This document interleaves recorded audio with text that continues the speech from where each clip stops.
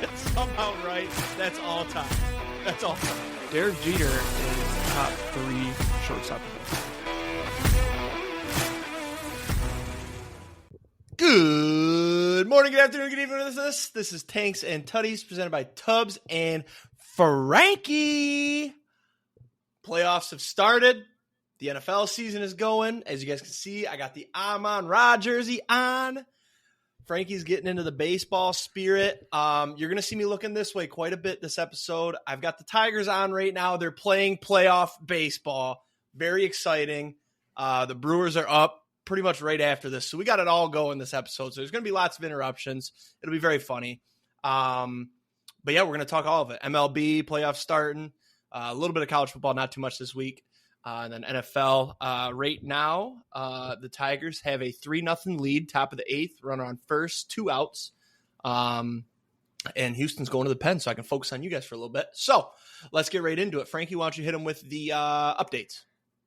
Yeah, so if you are currently watching this, I need you to go like this video on YouTube, subscribe to the channel, and leave a comment. I will make a deal with anybody. As you can see here, just 9 subscribers. If we can get up to 25 subscribers this week, I will personally do a $25 giveaway. Not starting too big. We got to start small, grow the listening. All you got to do is like, subscribe, and then comment your World Series winning team to the video on YouTube. And like I said, I will do a random $25 giveaway, straight cash, straight to your Venmo, PayPal, whatever you want it to. All we just need is you to comment on the video and you to subscribe. So also, I am running a NFL DFS contest this week. It is a $5 single entry contest on DraftKings. Top 20 get paid out. There's a max of 100 entries. If we don't get 100 entries, contest resizes itself. So the less people, the more people that get paid. So that link is also right down below in the bio of this video. I can also put it on our TikTok. So if you're watching a TikTok video, just go to our bio. You can click on the YouTube link and get it from there. Otherwise, yeah, so that'll be a fun little contest that we're doing this week. You guys can save your money. I'm going to win it. So just don't even worry about it. Not if I'm in it. Well, technically we can both win. So that's incorrect. True. But Dynasty update. We had some changes, big changes. We played a lot last week. We did get through the season. We'll start with Minnesota. Myself ended up making the college football playoff at 9-3. Had a bad loss to Ohio State. Really tough on the road there. Got matched up against Penn State in the first game and got absolutely smacked. I lost 34-14. Had no chance. I was actually up 14-7 as well. So similar to a team of yours. What are we doing? What are the Tigers just fucked up big time? Sorry. I'm going to try to zone in here. I won't talk about the game until it's over. But Penn State did end up going all the way and winning it, so we lost to the champs. I decided to stay and run it back at Minnesota. Ended up with the 10th ranked recruiting class in the nation. The only reason I ran it back is because I didn't get any good offers. My best offer was Northwestern head coach, and then I even thought about taking the head coach job at Troy. Didn't do it. Running it back in Minnesota. Hopefully we get some better offers next year. I think we haven't played a game yet, right? Or we played a couple? No, we played a couple. I think. We played a couple. Yep, I'm undefeated. And then you had some big changes. Why don't you go ahead and talk about your changes? Yeah. So Coach Richard Suckins did indeed suck and is out as the offensive coordinator at Kentucky. I did indeed get fired. We won't talk about last season. That's in the past. 2-10. 2-10. You went 2-10. And you won your last game. 2-10. It's really bad. I did, yeah. 2-10 in a video game. Yeah, 2-10. Okay recruiting class. I think it was like top 50. I guess it's average and not that great, but yeah. Fuck Kentucky. They suck anyways. I did take the first offer that I got. Head coach at San Diego State. We are an Aztec now. We're moving across the country. Probably a better fit for me. Like I said last week, got to knock down a peg, go to a smaller school, kind of rebuild there, and build up my resume before coming back to a big school. I was excited. I'm not going to lie. I was like, man, San Diego State seems like a fun school. They have sick jerseys. I got there. The first thing I did was went to set up my recruiting board and saw that it was all 2 stars, which is understandable. It's a smaller school. The roster is rough. It is not that great. I think my running back is like a 78. My quarterback is an 81. My offensive line has 1 starter that is over a 75, I believe. So I don't get much time in the pocket. Defense is actually all right, which is kind of surprising. I've started off 1-2. I lost to Oregon State and I lost to UCLA. And then I got a win against FAU, which was a crazy game. I was down 21-0 at half. And then I started piecing together some drives, scored to make it I was down 20-0 at half. Sorry. Scored to make it a 20-14 game at 2 minutes and 30 seconds left, I believe is what it was. Got the ball back on a 3-and-out. Maybe it was a pick. I don't remember. I texted you about it. Ended up getting my first 2 plays were horrible. Didn't get anywhere. 3rd down, 7 seconds left. Had to go 60-something yards down the field. Broken play. Dropped it in the breadbasket for my receiver who ran 67 yards down the field, scored a touchdown, went for 2, took the lead, and ended up winning. I have to correct myself again. Won 22-21, not to 20. But so we are 1-2. I am recruiting a lot of guys that I probably don't deserve. I know Jake and I are both in on a 5-star recruit that I am actually in the lead for. If I get that, that's turning point number 1. Get 1 big recruit and the rest will start flowing in. Yep. I had to completely rehire my own staff, which I didn't know you had to do as a head coach, which probably should have known that. But so I went strictly recruiting guys. Offensive coordinator is a recruiting genius. Defensive coordinator is also a recruiting genius.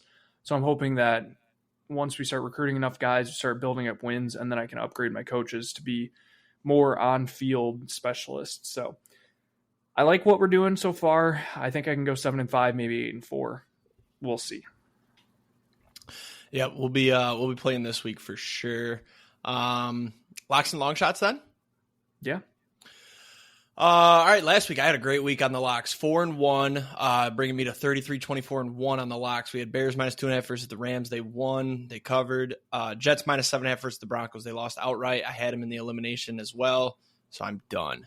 Bengals -4.5 versus the Panthers. That cashed easy. Bucks +2.5 versus the Eagles. They won outright. And then Lions -3.5. They crushed.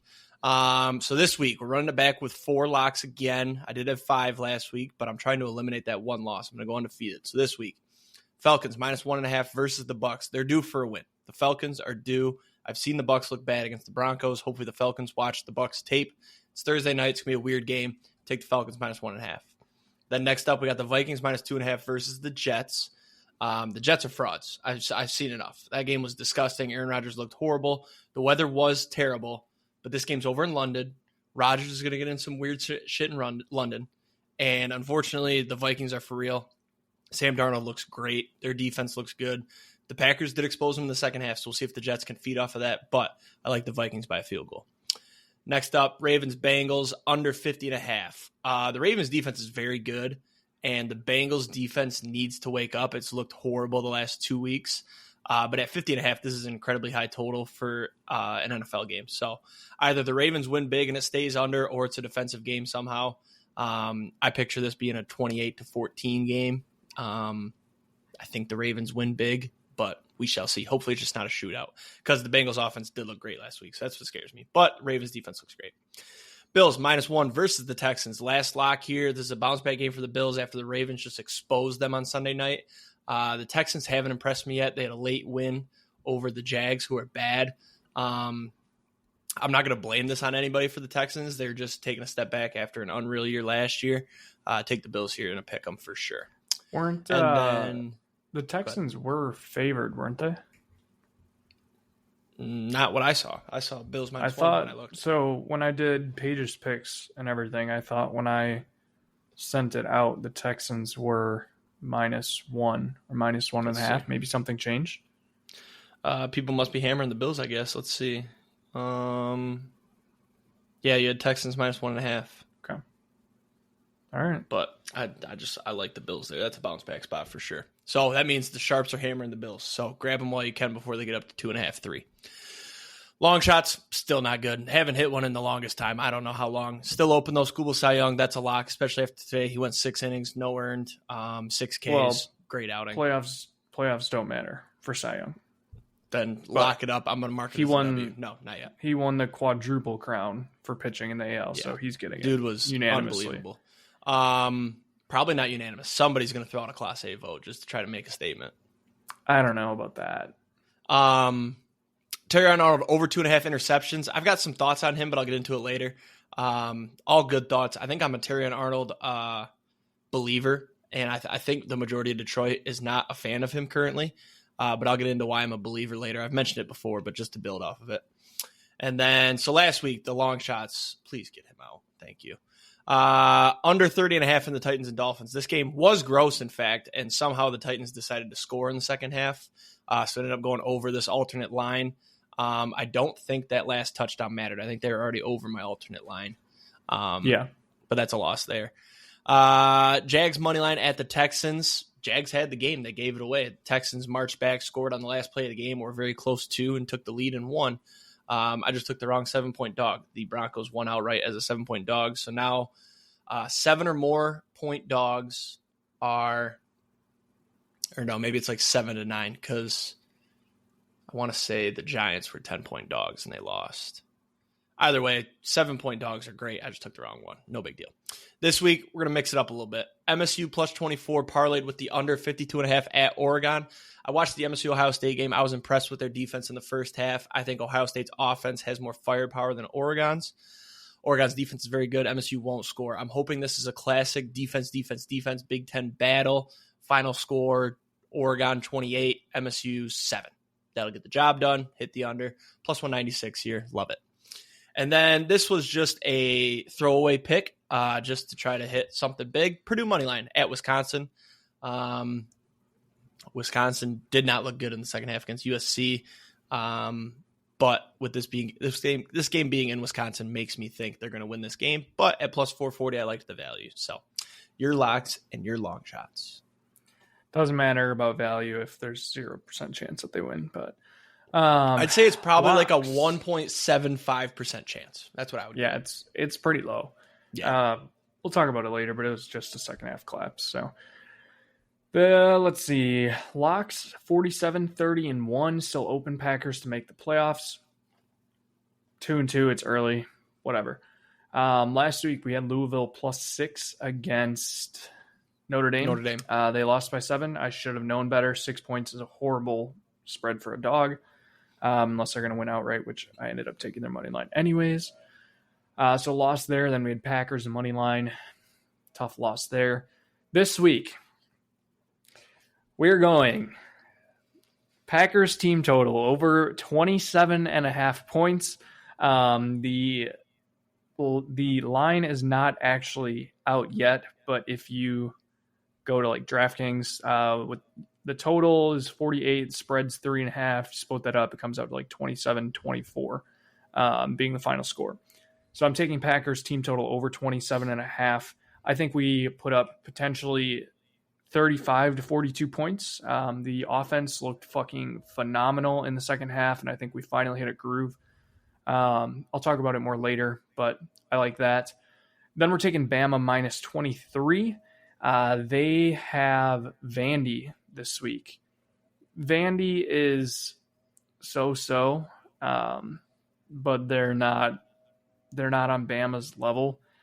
We saw what that Bama-Georgia game was, and I think Bama's probably going to run away with this one. So I could see them winning by 28. I could see them winning by 35. I could see them winning by 42. It just depends on what side of Bama shows up this week. So did you want to say something? Yeah, I've got the text pulled up here. This is from Franke in our group chat. I'm not going to personally guarantee, but it's damn close that we will win this week. We being the Packers. Oh, that's gone. Get out, ball. Fly.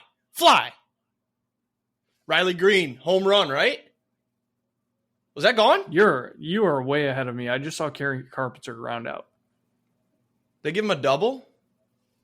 Oh my God, that was weird. Watch that one. So then he says, the way the Packers played in the second half got my hopes up. They will find a groove eventually against they got into a groove finally against good defense. I said, screenshot it and saved. He said, that's fine. I'll say it on the pod. He said, if the Packers team total comes out around 26-27, I'll take the over easily. 28 points easy, 35 doable, 38-42 high side. Just feeding me screenshots. So with all this being said, they're playing the Rams at home. And yes, their offense did look good in the second half. That was a double, by the way. That's a lot of. This is just, that was the highest double ever. I don't know how we didn't get to that. So we'll be tracking that one, obviously. Anytime somebody throws out a almost personal guarantee, you have to track it. So we'll keep an eye on that one throughout this week. I just want to, how did Kyle Tucker not catch that? He stopped running. Did he think it was foul? Just like, I'm watching the replay right now, but that was very fucking high. First off, I think if we were listening to the broadcast, they would say, "Why did he stop running?" Yeah. Anyways, long shots 22, 56, and 1. Last week, BYU money line. The Mormons soaked it up for me. Got it done. Got a dub.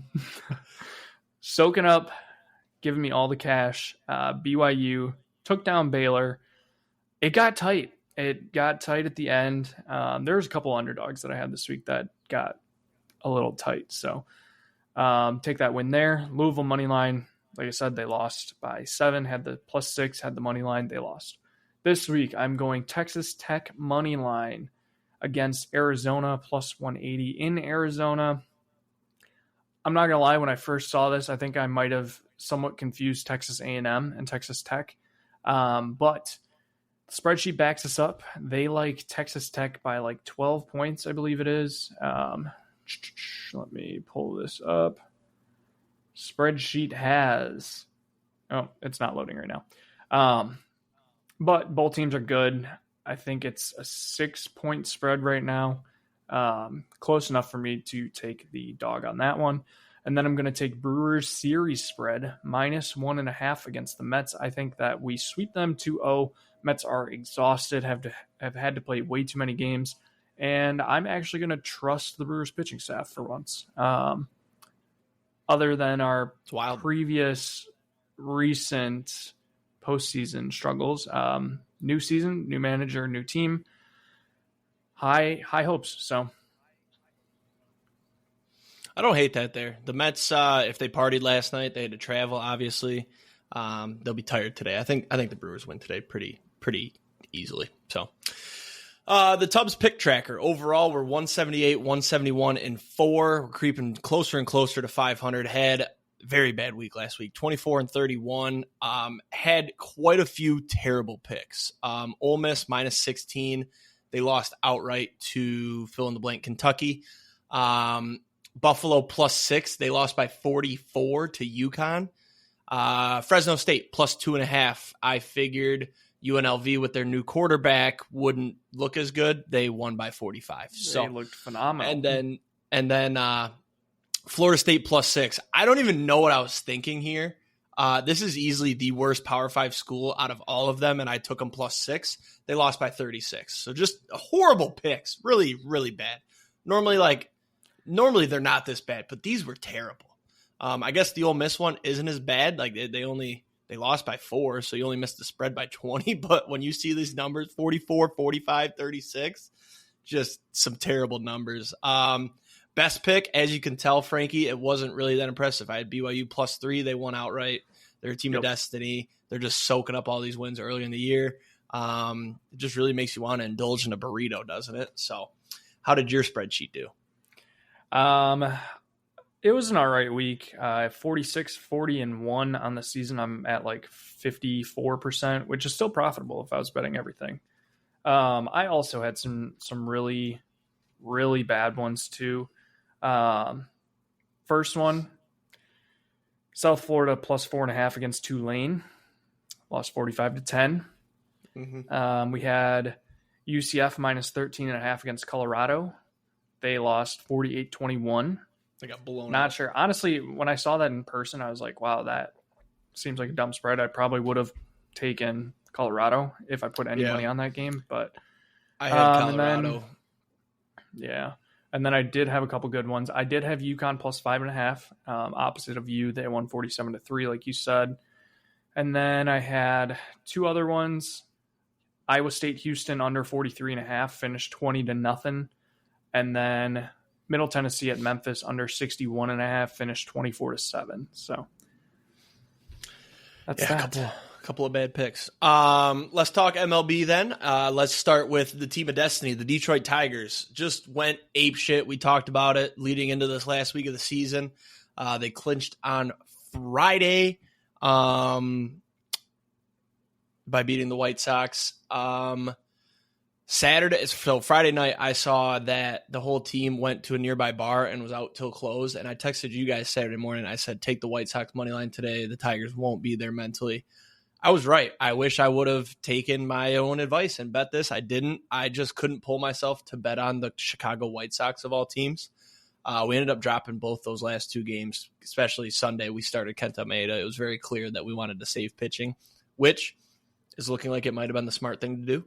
The Tigers clinched. We going up against the Astros right now. We're up 3-0 going to the bottom of the ninth, so it's looking good. The other news was we had a rain out in the Mets and the Braves, so there was a doubleheader on Monday, the day before playoffs were starting. That first game was absolutely electric. So the short rundown from my memory is that the Braves went up, Mets came back, then the Braves went up again, and then the Mets hit a 2-run bomb top of the ninth to take the lead.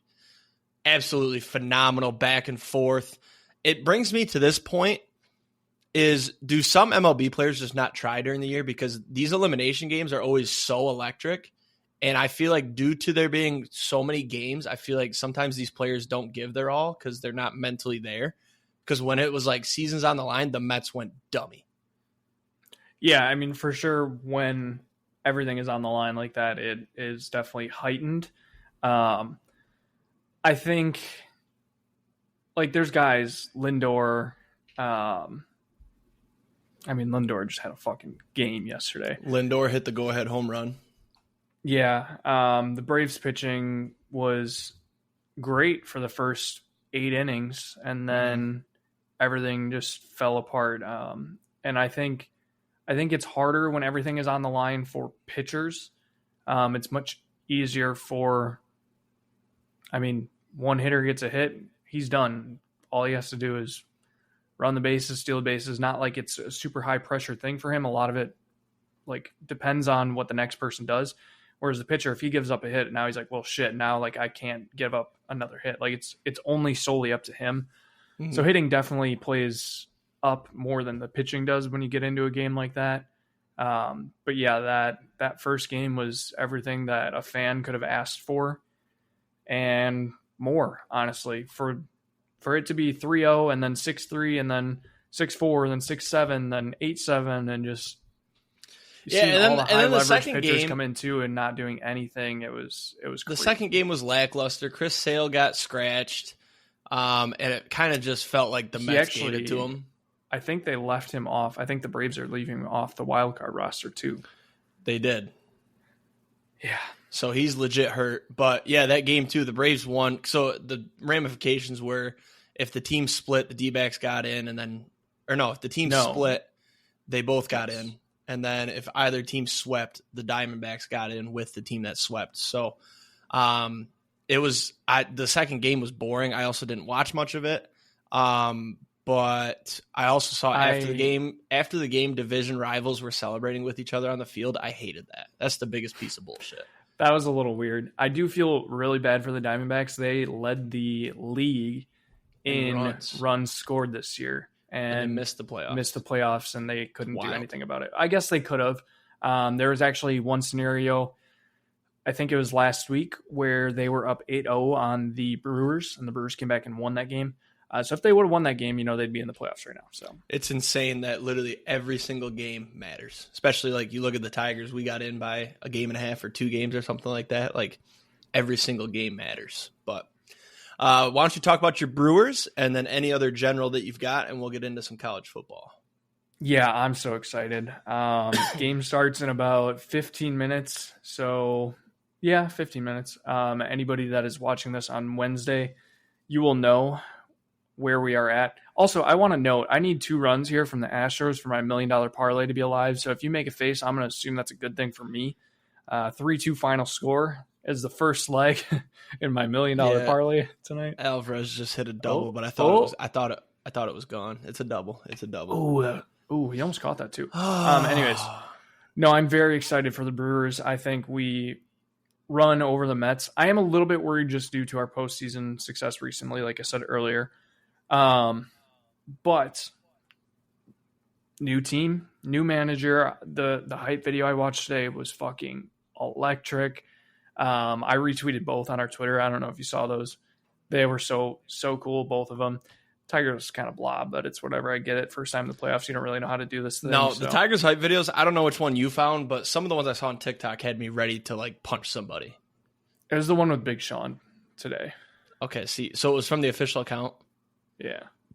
The official accounts aren't as good as what you can find on TikTok. Should be found. Oh, yeah, no, 100%. I just retweeted both of the official ones. Before you go on here, I texted this in our group chat earlier. Watching this game at work, I like literally every pitch, every AB, my heart is beating. Like I am like shitting myself. And you can't get this type of adrenaline anywhere else. Like Lions and Michigan playoff games were they were higher, I feel like. But with these Tigers, man, everything is just, my heart rate's got to be 130 right now. It's phenomenal.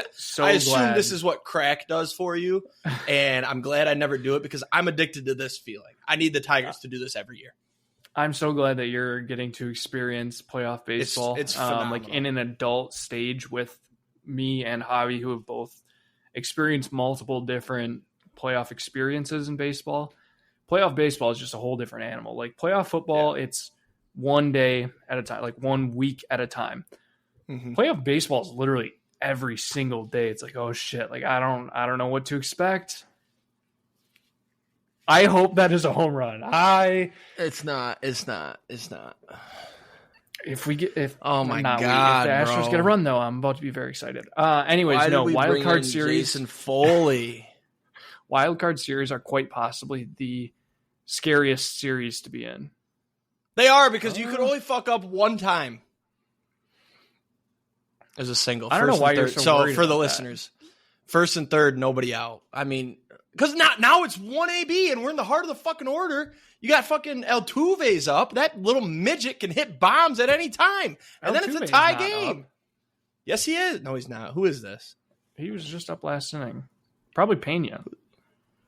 No, it's Pena. Okay. He's buns. Yeah. I had him in fantasy.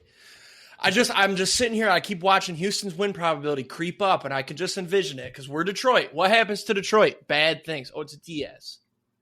Just ground into a double play. Give me a double play. Let's wrap up MLB so we can talk about other stuff. I think that's heightening my anxiety here. That's all I have is that wild card series scares the shit out of me. It's the 3 game series. You can only fuck up once. You can only fuck up one game, and then if the Tigers win the first one, I'll feel so confident. So how about this? Pick a team in the NL that will make the World Series, and I'll pick an AL team. I will go with who's hot in the NL? I mean, the Dodgers have been there all year. Brewers, the Padres. I'm going to go Dodgers because they were my preseason prediction. I said Dodgers, Yankees. Yeah. I will go Yankees then, and we'll keep your chalk in play. So. Yep. So preseason, I had those pulled up to mention. I forgot. Preseason predictions were mine was Yankees, Dodgers. I said Yankees 4, Dodgers 2. Is he out of there? Get him out of there. Okay, they're going to review some bullshit. Javi said Dodgers, Orioles, and you said Orioles, Braves. So everybody's alive for their predictions. So this will be fun to watch. Yep. I do also want to mention on my season-long props that I had, I think I went like 9-9. Aaron Nola over 195.5 Ks might have been the most sweatiest bet I've ever placed in my entire life. Came down to the final game of the regular season for Philly. They could have easily sat Nola. Let me put it this way. If they weren't in the bye, they probably would have sat Nola, and it would have missed by 3 strikeouts. Also, Chris Sale to lead the league in strikeouts missed by 3 because he got scratched yesterday. Yep, Skubal ended up leading the league, and Sale would have easily went over had he pitched yesterday. Just crazy. Yeah. That's wild.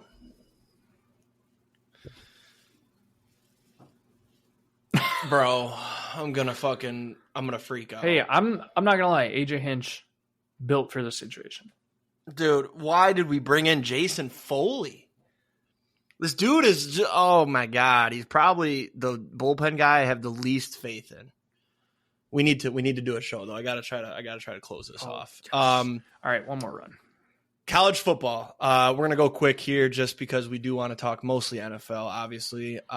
Michigan won. They were up big in this game. They won 27-24 against Minnesota. It was funny. I left my house to go to Sid's grandma's birthday party. They were up 24-3. I arrived, and all of a sudden it was 24-10. I'm like, what the hell's going on here? And then I just slowly watched Michigan allow them back into this game. The downfall is coming for this team. I'm predicting it now. We are going to lose one bad game to a team we shouldn't. I'm honestly nervous to play MSU. However, we keep finding ways to win games that it feels like we tried to sell. Alex Orji still can't throw the ball, and I don't think he will. It's funny because somebody posted a stat today that Michigan has played 3. So they've got 6 teams. Okay. They've got 6. We finally got an out.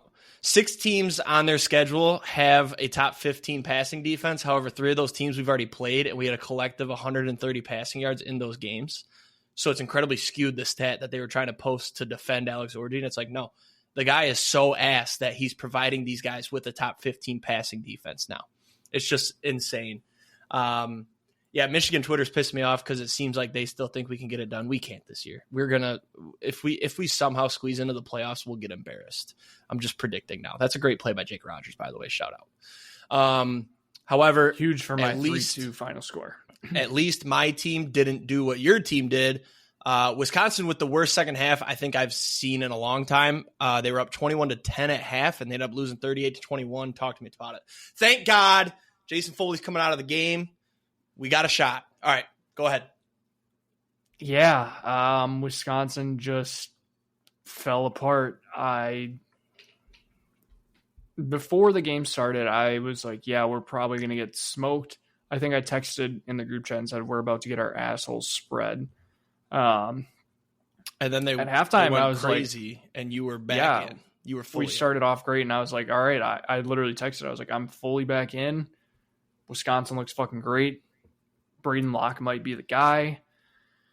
Second half just fell apart. I don't really know what happened. It was disgusting. You should never blow I guess it was only 11 points, but to not cover a 14.5 point spread when you were up by 11 at half is quite embarrassing. I wish we would stop running the fucking ball from shotgun on 4th and short if we're going to go for it. That would be the easiest, simplest solution. That has got to be the dumbest play call in existence, is running out of the shotgun like that. Yeah. I just don't know. We should be 3-1 right now. USC should be 2-2. I don't know what to say. I mean, when we fucking went up over the top first drive for 60-something yards, it looked like me at San Diego State. I was like, man, Wisconsin air raid fully back. But I was proved wrong very quickly when we continued to not throw the ball deep and only ended up throwing the ball for 180 yards on the season or on the game. So, yeah. Quick stat here. Yeah. Teams are 1-538 in the postseason when entering the ninth, trailing by 3. So I'm feeling confident. I just need one run. We brought in Bo Brisky. You're not going to get it. Bo Brisky's going to slam the door shut here. A sack fly. That's all it takes. Yeah, Wisconsin, that was an embarrassing showing, and I think it showed how good USC is. I don't know if I sent it in our group chat or if it was wow, that was a big swing. I don't know if it was in our group chat or if it was just to Sid, but I said USC is really good in the second half. Got to watch out. And then, yeah, USC came out swinging. Miller Moss was phenomenal in the second half. They're a very good team, though, and you didn't have any expectation to win this game. Obviously, the start skewed that for you.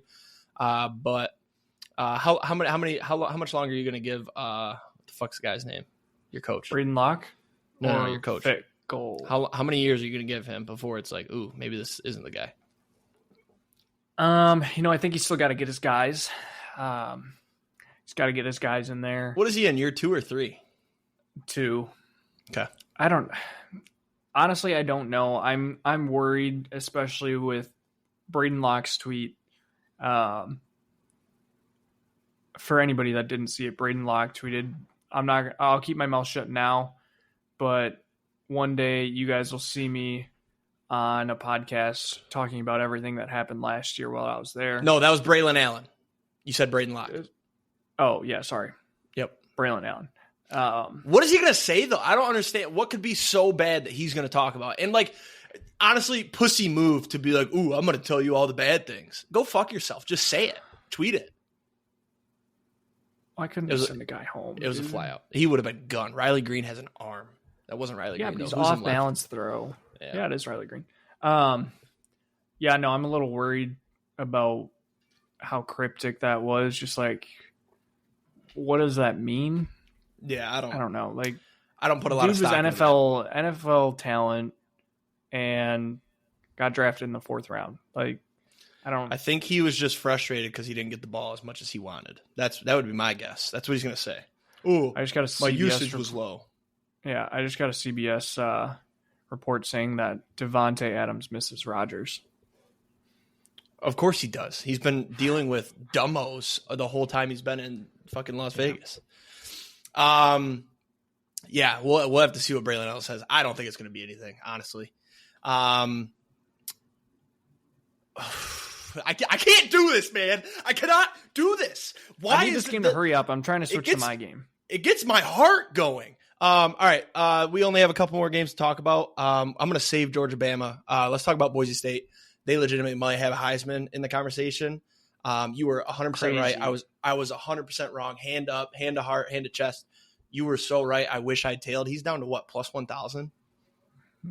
The kid is incredible. I mean, the stats he's putting up. Ashton Genty. I think the only way he wins it is if Boise makes the playoff. If Boise makes the playoff, he's going to win it. I don't know who else. And they got a very good chance to. What? Travis Hunter's the only competition right now, I think. I guess you could say Jalen Milroe, too. Jalen Milroe's been very good. Yep. Outside of that, there's not really much. So, and then Burrito guy, he followed up with the bet. Franke saw it first. I unfortunately saw it as well. He did put the burrito. Don't make it seem like I seeked it out. Yeah, no, the same thing happened to you. It just happened earlier. I should have just stayed off Twitter altogether the full day. Yeah, he put it up his butt and tweeted the pictures, and we both unfortunately saw it. Oh my God, I can't take this, Frankie. I want to just talk about Georgia and Bama. I want to flip roles here. I want you to be feeling what I'm feeling right now, and I can just talk about sports and relax. This podcast episode is going to be an hour and a half because this whole game is going to take another 3 hours if it keeps going like this. I'm going to watch this pitch right here. He's going to strike him out right here because I'm going to pay attention. Come on, Bo. Strike his ass out. Oh, my God. He put it in the dirt, full count. What are we doing? I never in a million years thought that we would be talking about playoff baseball with my Tigers playing while we recorded an episode. First of all, I don't know why they got the early game. They should have had the late game. But this is insane. I can't take this right now. I apologize to the audio listeners. The video watchers on YouTube are probably loving this. but I'm gonna just sit back and we're gonna figure this out. Oh my God! And then he calls time. I'm gonna lose my mind. I can't take this. We will continue as soon as this guy strikes out right here. Hopefully, it's Chas McCormick, dude. He's trash. He's trash. Come on, Bo. Give him the heat. Give me a high heater. I just need a run. Just one. He walked him. Bases loaded, 2 outs. Give me a run. Okay. One singular, 3-2 Tigers. It's all I'm thinking he walked him because I changed what we were doing. I think I need to. I'm shaking, dude. Look at this. Yeah. Okay, it actually doesn't look that Playoff bad. baseball. Who's up? Who is this? Who's 22 on the Astros? Who is Jason this? Hayward. The 97-year-old grandpa? Yeah. Yep. Great. Fucking playoff baseball experience. It's gonna get tweeted. Jason Hayward with a huge hit off of Bo Brisky to take the lead. The Astros came back. How did they come back? What do we do here? Do we talk about football or do we watch? What do we do? Teams are 1-538 when trailing by 3+ runs entering the ninth. Cubs defeated the Giants 2016 Game 4 NLDS. This is since 1990. I mean, that's just an absurd stat line. Why are we even talking about it? It shouldn't even be a thing. They're going to bat around in the ninth to take the lead and beat my team. It's going to be okay. I wish you could hear I can hear my heart. It's just I'm probably 150 a minute right now. This is insane. I'm missing the first couple pitches of the Brewer game because of this. You can put the Brewer game on. I'll tell you what happens. You'll get my live reaction. No, I have the game cast up now, but oh my God, just strike him. Don't even strike him out. Give me a weak grounder to second. Give me a ball through the outfield, scores 1 run, next guy thrown out at home. No, shut up. 3-2 final. Bro, he can't hit the strike zone right now, Frankie. We put in a guy that has no playoff experience. Nobody on this team has playoff experience. Oh my God, dude. Put in Kenta Maeda. He's got playoff experience. Oh my God.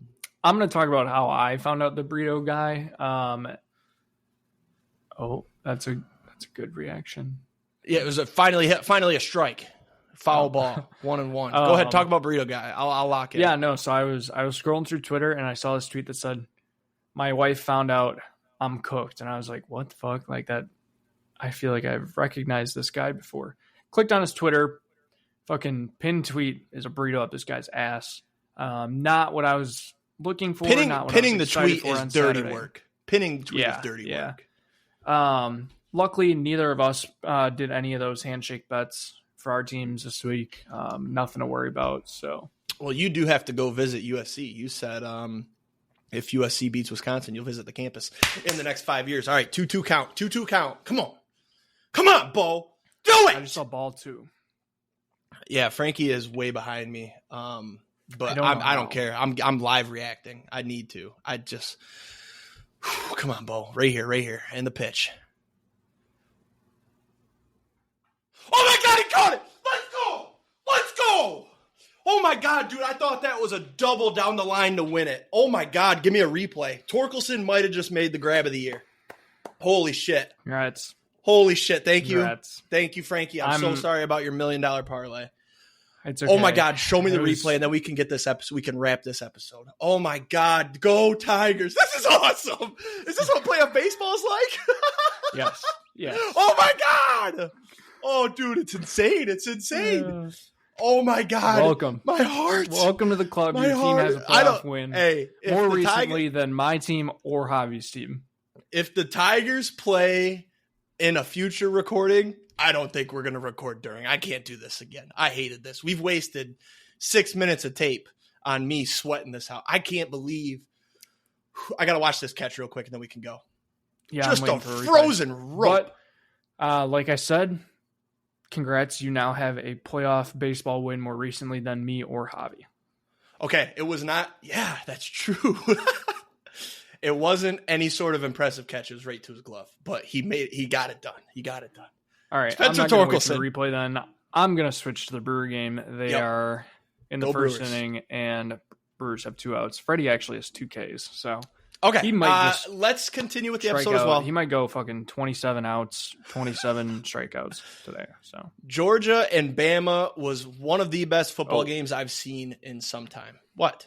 Keep going. I just lost your sound for a second. Okay. Georgia-Bama was one of the best games I've seen in some time. I was watching the MSU-Ohio State game with Sid. She ended up going to bed. She goes to bed real early. And then I was sitting there. I was still watching MSU-Ohio State. And then I think it was you or Javi said, Georgia, holy shit. Yeah, we can hear your game sound. Sorry. Georgia ended up clawing back. So basically, Georgia was down 30-7 at half. They cut it to 33-28 with 5.5 left to go in the game. Bama went 3 and out after their touchdown there. And then Georgia scored a one-play 67-yard touchdown with 2.5 left to go up 34-33. Immediately after that, Bama followed up with a one-play 75-yard touchdown to win the game 40. That's wrong. I put that in wrong. What was the final score? 41-34. 34. Yeah, I put it in wrong on the sheet. That's my bad. Georgia also after what? Did you see what Burrito guy did during this game? No. I thought you told me about it. Yeah, he said. What did he say? He said if Georgia he tweeted when Bama was up 28-0. If Georgia wins, I will ruin my life and do a face reveal. That's what it was. Yep. And then Georgia came back, had the lead. Oh, dude, that guy was sweating more than I was right there. Also, there was the bourbon guy this weekend. If you didn't see that one, the bourbon. Yeah, the guy said he would drink I think he's a Kentucky fan, and he didn't think that they would beat Ole Miss. So he tweeted, if Kentucky wins, I will drink a KFC-sized bucket of, what was the bourbon? I don't know, some bourbon. Maker's Mark. No, I don't think it was Maker's. But yeah, so he's been doing that over the last 3 days because he wasn't going to put it in a Kentucky or like a KFC bucket. It would have soaked through. So he's been doing it in like 1 cup increments. He broke it down and everything. So good for him. Way to follow through too and not do it in one day and kill himself. So that's good. Yeah. Georgia also had another shot at the end of this game. They marched down the field and then they had 2 timeouts, and Carson Beck threw a horrible pass that got picked off. Beautiful pick. And Bam ended up winning. I'm way ahead of you, by the way, but I won't react. I promise. Just got out of the inning. This is a big deal. Yep. So yeah, that's college football. Anything I'm missing? There's a couple quick ones I'll hit. Miami almost lost. It was a controversial final play. I was asleep. I didn't see it. But Miami, what the fuck? I mean, they were 7. I had Miami as well. I picked their spread. They were 17-point favorites. That was insane. Yep. Actually, we should have seen that one coming because last year played out the same exact way for Miami. I don't know if you saw that tweet. Did it? No. Yeah. So what are they, 4-0 right now? Yep. So last year they started 3-0. They were 17-point favorites were they on the road this week or at home? They're at home. So they were 17-point favorites at home in their 4th game last year, and they lost on that last play. It was the one where they should have ran out the ball. Oh, yeah. And then they fumbled it. Yeah. They should have kneeled the ball and they ran it. Yeah. Yeah. Fumbled. Okay. Who was that against? So that was kind of the same situation this year. Was that against Duke? Except was it Virginia Tech? Georgia Tech, I think. Virginia Tech, yes. Yeah, the other big game, Penn State handled Illinois. This was a classic Big Ten game. I did take the under on my spreadsheet. It was a great pick. That should have been my best play. I knew that was going to be a Big Ten defense game. Anything else? Notre Dame beat Louisville. Didn't watch a lick of that one. Kansas State, bounce back win against Oklahoma State. They went crazy. Oklahoma State's not that good, to be honest. They're overrated. No. Boise keeps winning. Let's look at Boise's schedule real fast, by the way. Who have they lost to? Oh, they lost to Oregon, but they kept it really close. Yep. Utah State, Hawaii, UNLV. That'll be an entertaining game. Mark your calendars. October 25th, 10:30 p.m. And the rest of the season, I just see dubs. Oregon State, I guess, could be tough. But other than that, let's get into football. We are going to obviously talk about all our teams, or not football, NFL. I'm coming down from that. And now I feel like I'm in that phase of I was really high 20 minutes ago from my crack that I just hit, and now I'm coming down. I think that's what this is. I can't get my thoughts together. NFL, we're still going to try to talk every game, but we are going to speed it up. We've been going over like crazy, and we don't want to get charged more. So Thursday night, Cowboys beat the Giants. This was a classic Thursday night gross game. Cowboys won. They're back. I don't know. Anything else? Micah Parsons and DeMarcus Lawrence injured. Yep, DeMarcus Lawrence just went on IR. I saw that. I think Micah Parsons is going to be not on IR, but still missing time. I'm just going to go in order of how ESPN's presenting it, by the way. So don't yell at me that I'm not starting with the Packers. Don't even have it up. So Falcons Saints. Falcons won 26-24. This one was entertaining. The Falcons offense might have some problems. They scored a defensive touchdown? They had a punt, block, fumble recovery in the end zone, a pick six, and then a bunch of field goals. So they didn't score an offensive touchdown. Kyle Pitts, the biggest piece of shit ever. I regret having him in fantasy every year, and I still hold on to him like he's going to come out and do something. Oh, Younghoe Koo, 58-yard field goal to win it. That was awesome. Just an absolute. Quick MLB update. The Royals are pulling Cole Reagans after 6 scoreless innings and only 80 pitches. Yikes. Not a fan of that one. But hey, maybe they trust the bullpen. Tigers pulled Scooble today after 6 with 85. So the only thing I have on this Saints-Falcons game, did we get too far ahead of ourselves with the Saints? I think you did. I was still a Saints hater. Never, ever gave Derek Carr any sort of flowers. And Rashid Shaheed, you knew he wasn't going to do anything after a little bit. Yeah. Where's the box score on this game? What did Derek Carr even do? 239, a pick. Yeah. No, I never gave the Saints any flowers. They don't deserve it. Show me something. No. Now, I will say the Falcons, I think they're going to start bouncing back. They've been in some games. Like, they almost beat the Chiefs. What did you just see? The double. Okay. You're not that far behind me now. I'm going to back it up a little bit. All right, so I'm behind you now, I think. That's not good. Bryce Trang should have been all-star.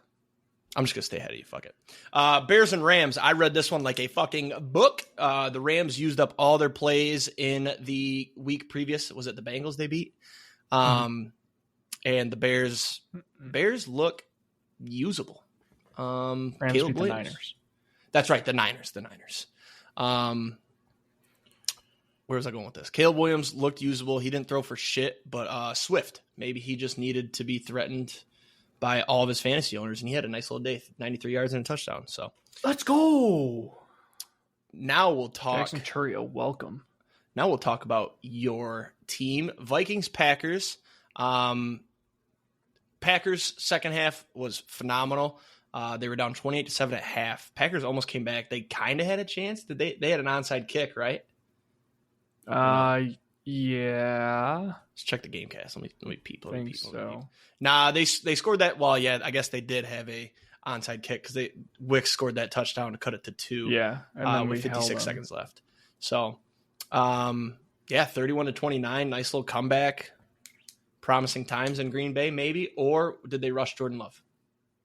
I think we did rush him. I think we probably should have played this one out with Malik Willis. I'm not going to – on the board, let's go. I'm not going to complain about a 2-point loss to a very good Vikings team.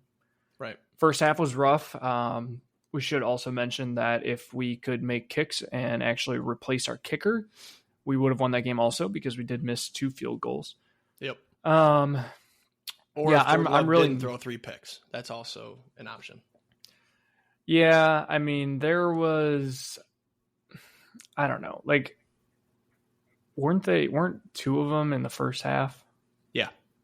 Yeah. And you could tell he just wasn't right in the first half. I don't think he was right in the second half either. He just kind of started to heat up a little bit, but he's putting no weight on his front leg whatsoever. Yeah, I'm really not that worried. I think our defense played okay for not having our top 2 corners. No Jair, no Valentine. I think it was Valentine. It was either Valentine or Valentine. We have both. So I'm not that worried. Like I said, I think Packers put up at least 28 points this week. The Rams don't scare me at all. They're so banged up right now. We're going to be fine. Yep. Got a couple to fly through here. Colts, Steelers, this was gross. Anthony Richardson got hurt and Flacco replaced him. Looked pretty good, of course. It's Joe Flacco. Fuck the Colts coaches for that one. Yeah, Anthony Richardson got hurt for a play, came out, Joe Flacco came in. They put Anthony Richardson back in and then called a quarterback run. Like, what the fuck are you thinking? On the first play back from just leaving the game injured. Just some ridiculous coaching. They did win, though. Joe Flacco looked good. Jonathan Taylor 20 touches, 88 yards, and a touchdown. Might not play this week. Yep, got hurt on that last drive there. Justin Fields, do you think it's time to replace him? No. I mean, I don't think they need to, but I think they will. That's a hot take. I think they're going to start Russell Wilson this week, but we shall see. If they do, I might have to take Russ revenge game or Russ prove it game. Yep. Broncos, Jets. I mentioned it earlier. They looked fraudulent. This game was gross, though. Gross weather. Missed field goal to win it at the end from, who's their kicker? Zerline? Yes. Zerline, right? Yep. Zerline missed the kick. But yeah, another win for the Broncos. I mean, they're not winning pretty, but they're doing it. 2-2. Breece Hall, what's your issue? Breece Hall, terrible. Going to lose his job to Braylon Allen. No, what they need to do is adopt the Lions strategy, but use Braylon Allen as the Montgomery. And then, Breece Hall is the Montgomery and Braylon Allen as the Gibbs. But they need Breece Hall to perform like Montgomery because he's not. But Breece Hall is the better catching back, I think. Exactly. That's the problem. But I don't know. Breece Hall was good the first 2 games. We'll say that. This is just 2 in a row now of bad. So Broncos defense is decent. They do have a good defense, especially they have the best cornerback in the NFL. So Eagles, Bucks. Bucks won this game outright. Read it like a book. Jalen Hurts without his weapons is basically like Brock Purdy without his weapons. I knew you were going to say that. I was literally waiting for it. You take away Devontae Smith and A.J. Brown, and he's shitting himself. Also, Nick Sirianni might be I don't even know if he's overrated anymore. I think people are starting to catch up on it. He's a bad coach. Saquon had 2 touches in the second half. His first touch went for 57 yards, and then his second he had a yard, and then the rest of the game he didn't touch the ball. Like, what are you doing? You have one of the top 5 running for the first 3 possessions. Well, no, the first 3 possessions they just went 3 and out, and they did use him. He just couldn't do anything. But it was the second half. They had a couple 3 and outs, but they were moving the ball. They just didn't use them. It's like, I don't know what your plan is here. Yeah. Use them in the passing game. So Bucks got a big win there. The Eagles need their guys back. I think they have a bye this week, though. Yes. Let me see. They have a bye this week, so that'll be good. They'll hopefully have their guys back. Hopefully my fantasy team gets their guys back. By the way, I got a win in fantasy, boys. I forgot to mention it. I beat my father. That was great. Kenneth Walker, shout out, 30 points on Monday night to get it done. That was awesome. What happened in your other league? Yeah, I got stomped on. You beat me by 30. Yeah. I will say it should have been way more. Amon-Ra throwing a touchdown to Jared Goff. Well, we'll save that. But Amon-Ra and Jared Goff's performance helped quite a bit by making that a little bit more respectable, putting up 92 rather than the 70 I was projected to start the day. Bengals, Panthers, Bengals offense, awesome. Jamar Chase, still awesome. That touchdown catch he had was so cool. I just realized I don't say scores when we do recaps. Bengals 34, Panthers 24. Andy Dalton still looks good. Bengals defense is a problem. But yeah, Joe Burrow was good. Jamar Chase had only 3 catches for 85 yards, but the big one is what mattered. He just bouncing off of guys, scored that touchdown. Any thoughts for you there? Or are the Bengals? Do you think the Bengals are back, or do you think they won't be able to be back because their defense is so bad? I want them to be back because I genuinely do like the Bengals, but their defense is bad. Atrocious. I mean, something needs to change. Yep. Texans, Jags. I'm pretty sure I summed that one up earlier with my picks whenever we talked about it. Texans scored late, 18 seconds left. But the Jags looked like a competent team. I believe they won't be the worst team in the league this year. Not a hot take, but they look competent. Another potential running back controversy here is Travis Etienne losing his role. Bigsby looked great, didn't he? What's the stat line look like? Well, Etienne Bigsby had less carries, but he had 90 yards. Bigsby had no catches. Neither did Etienne. Oh, Etienne had 1 catch for 10. I don't think he'll lose his job, but it helped that Bigsby had that huge run. He had like a 40, 50-yard run. So I think it's a little skewed.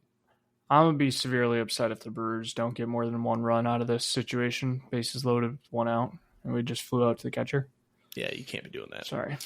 Commanders, Cardinals, Jaden Daniels, awesome. Very good. Cardinals, not good, or Jaden Daniels just really good? Well, so let's give them the score. Commanders 42, Cardinals 14. One day I will remember to do that. Jaden Daniels has led more scoring drives this season than he has incompletions. Yep. So very pretty impressive good stat there. Pretty good. Yeah, I'm going to go ahead and say that the Commanders' offense is top 8. Top 8. Yeah. Reese Hoskins looking like a fireman. That's pretty dope. Top 8.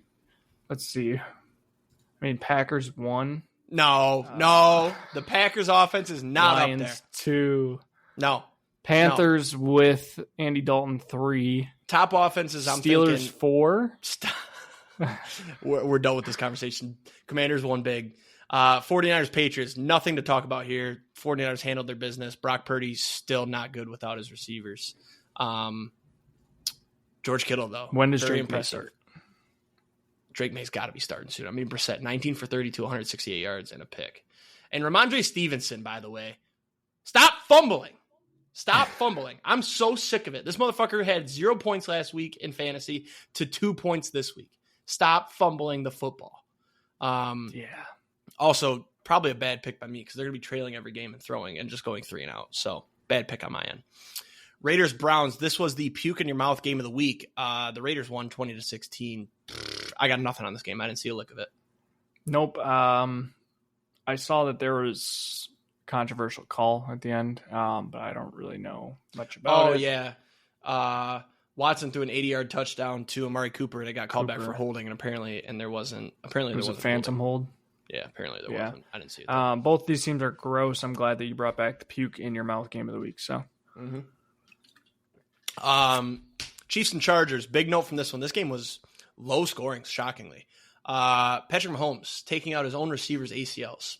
What do we think about that? For those that didn't see it. Sorry, by the way, Chiefs 17-10. They beat the Chargers. Patrick Mahomes threw a pick way overthrew Kelsey, and then the Chargers were returning it. And Mahomes went to lay the lumber on the guy, and he ended up diving into Rashee Rice's knee, and he is likely done for the year with an ACL injury. Maybe not. 2 things. One, what did Patrick Mahomes Sr. learn in jail that he is teaching Mahomes Jr.? And second, what?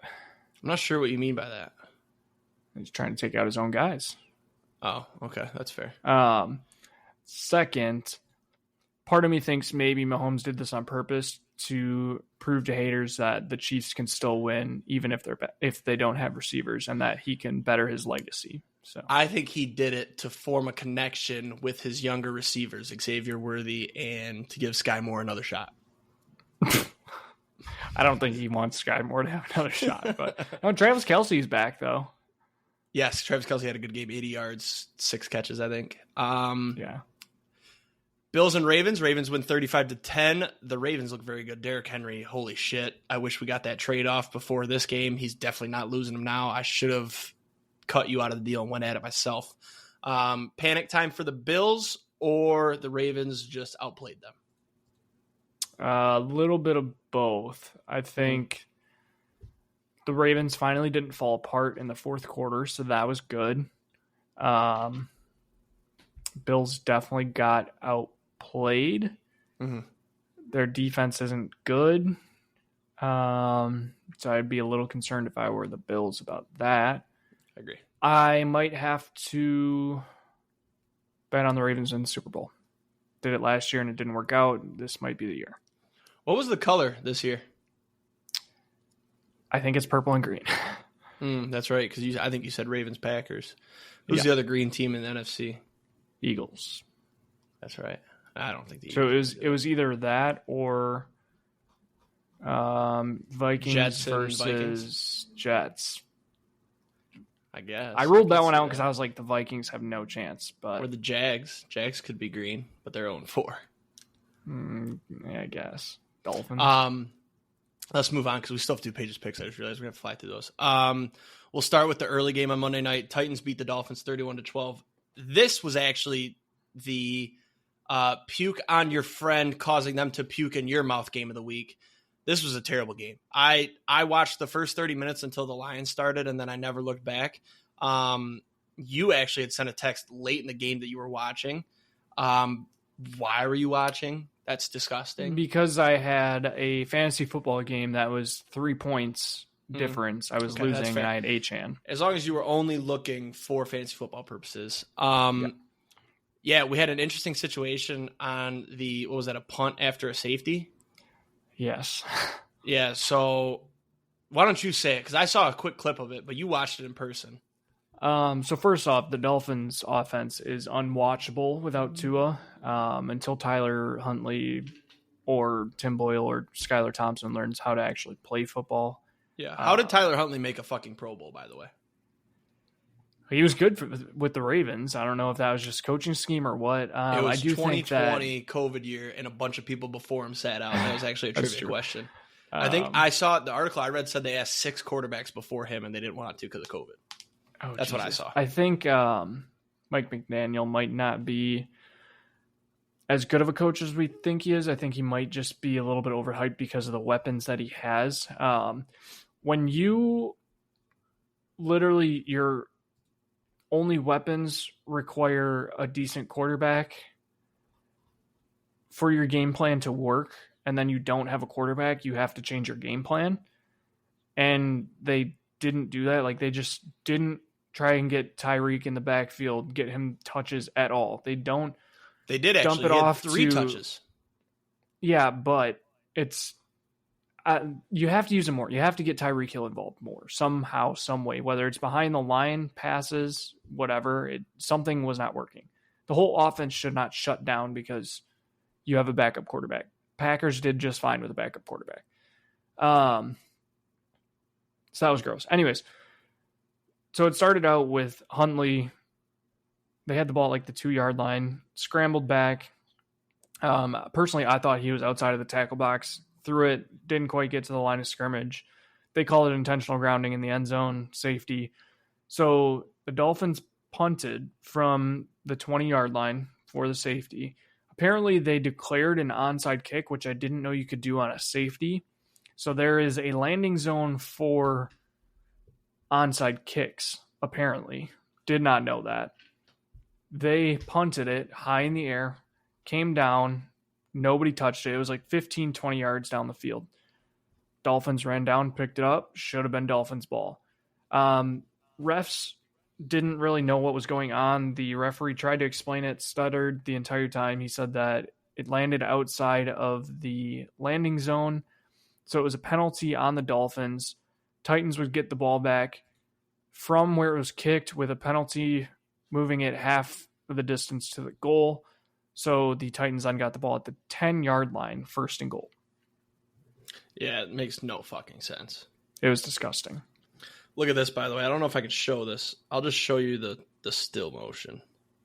My boss's son lives in Houston. He was at the game today. Look where he sat. Oh, my God. Brother, what are you doing to make that kind of money? Maybe he didn't buy the tickets. Maybe it was a work thing. I think he works for TaylorMade, so maybe it was a work thing. All right, last game, the best game. Lions 42, Seahawks 29. This game was awesome. Lions wore the black uniforms. Got them right here. This is authentic.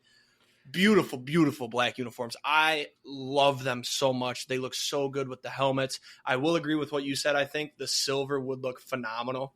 But I do love the black with the blue. Did I lose it, or are you just frozen on my screen for some reason? There you are. I'm here. You heard all that, though? Sorry. Yeah. Okay. Must be just getting laggy.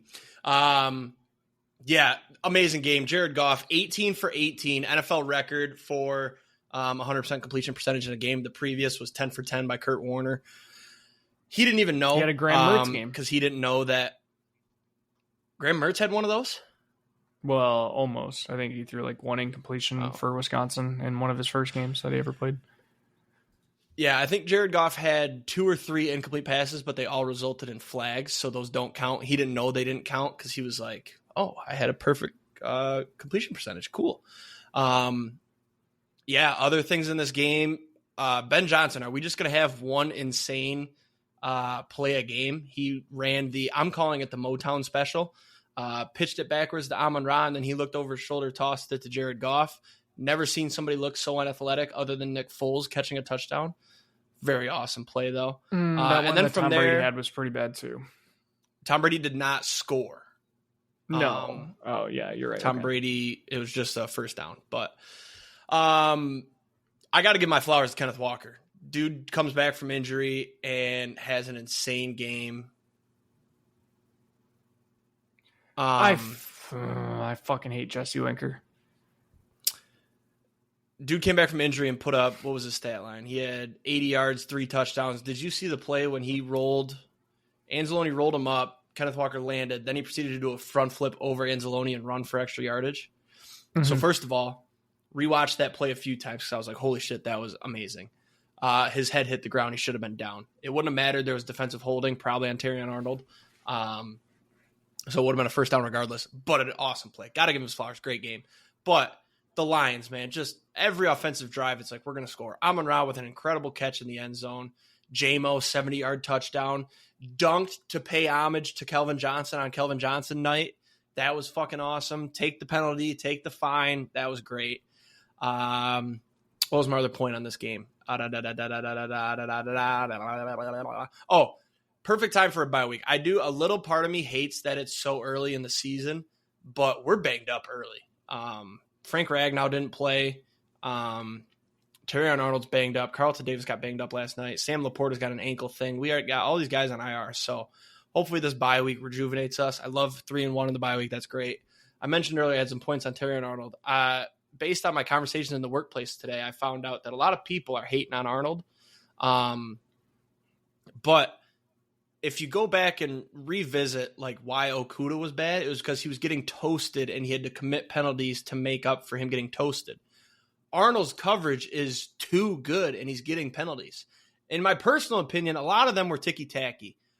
But he's playing such good coverage that you can work on that and say, look, dude, when you got a guy here, don't grab him. Just put your hand in there. The hold, every time somebody runs a curl route on him and he feels like he's beat, he grabs. And that's going to be a hold every time. Just put your arm in there. If they complete a pass, it's fine. I think he's going to end up being great because his coverage is so good. And he's used to not having those calls because he was at Bama. He's got to adjust. He'll be fine. I am formally announcing that I am a Terrion Arnold believer and I will die for him until he gets me to a point of feeling like I felt for Okudah. If we get to that point, I'm no longer a believer. But right now, dude plays great coverage. The stats are there. He shut down Marvin Harrison in the second half of the Cardinals game.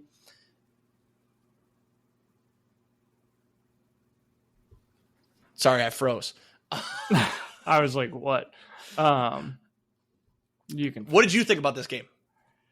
It was electric and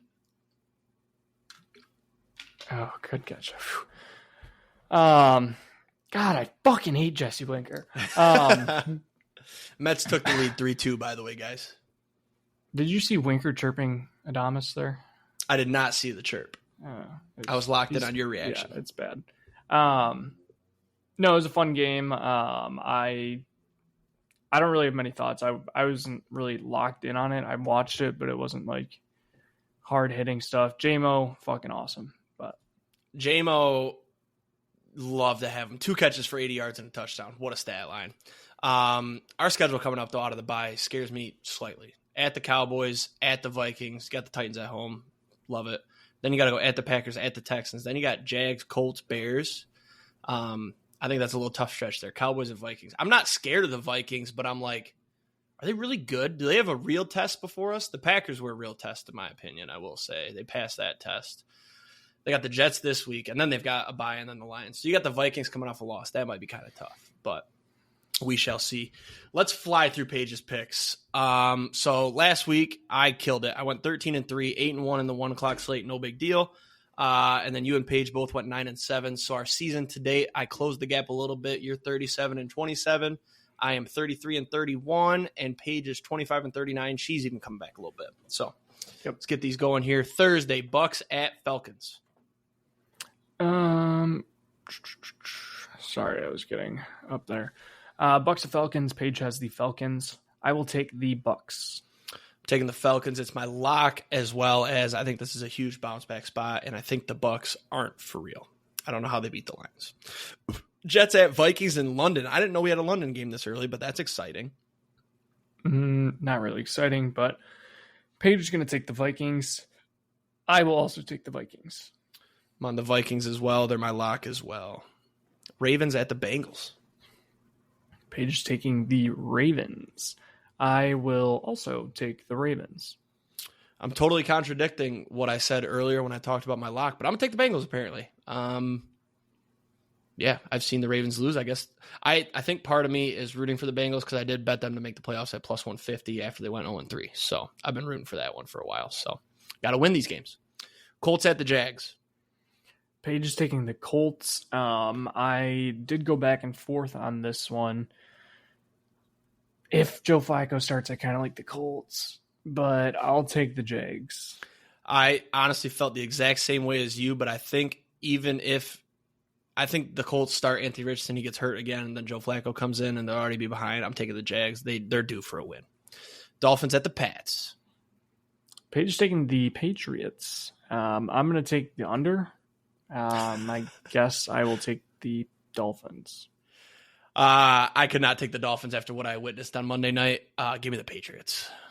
Browns at the Commanders. Paige is on the Commanders. I am also on the Commanders. Yeah, you got to ride out the Commanders till they lose at this point with the way that offense looked. Bills at the Texans. Paige is taking the Texans. I'm going to take the Bills. Taking the Bills as well. It's my lock. Panthers at the Bears. Paige is on the Bears. I will take the Bears. Taking the Bears as well. I think the Panthers start to really, really suck again. Andy Dalton, second straight week, playing against former team. Andy Dalton was never on the Bears, I thought. Last year, I think, or 2 years ago. 90% sure of that one. Okay. Raiders at the Broncos. Paige is taking the Raiders. I will take the Broncos. I'm on the Raiders. All this controversy just feels like one of those where it's like, how did the Raiders win this game? Give me the Raiders. Yeah. Cardinals at the Niners. Paige says, LOL, I just want the Cardinals to win, but I bet the 49ers will. So I think she is taking the 49ers. Yep. I will take the 49ers. I'm on the Niners. The biggest spread of the week? Yeah. Yep, it is. Okay. Yeah, I'll keep the 49ers. That just means they're going to lose. I want to flip. I'm not doing it. I'm not flipping. By the way, Dalton did play for the Bears 2021. Packers at the Rams. Paige says, unfortunately, I'm a bet against the Rams, so she's taking the Packers. I'm taking the Packers and their team total over 27.5. Like I said, we probably get to 35 points. So, part of me wanted to take the Rams so bad in this game just to root for you being wrong and being able to rip you apart.